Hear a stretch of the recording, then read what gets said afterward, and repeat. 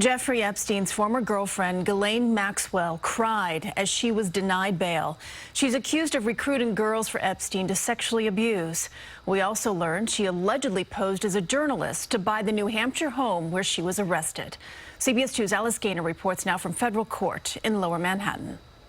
Ghislaine Maxwell faced a judge via video conference pleading not guilty to charges of recruiting and grooming at least 3 girls, one as young as 14, for Jeffrey Epstein to abuse between 1994 and 1997.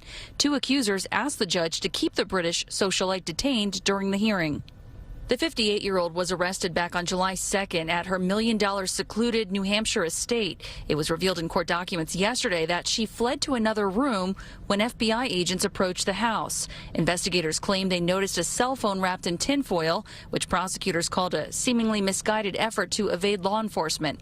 Maxwell is linked to more than a dozen bank accounts around the world, worth more than $20 million in total, and has 3 passports in her name.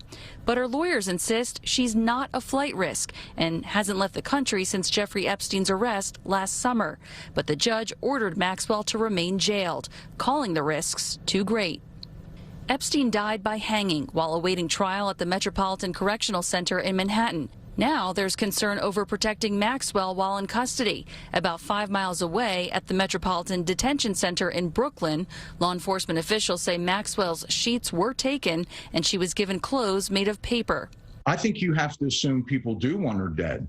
Cameron Lindsay served as the warden of that Brooklyn jail from 2007 to 2009.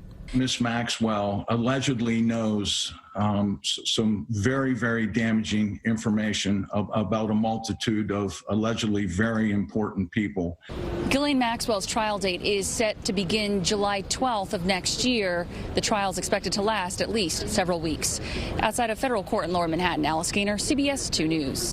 And if convicted, Maxwell faces up to 35 years in prison.